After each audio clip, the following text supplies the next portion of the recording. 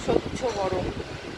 এই দেখো সোনা সকালে ব্রেকফাস্ট হয়ে গেছে। এখন সোনাকে এই যে লিচু ভিজিয়ে রেখেছি, সোনাকে এখন লিচু ছাড়িয়ে দেবো। সোনা এখন লিচু খাবে।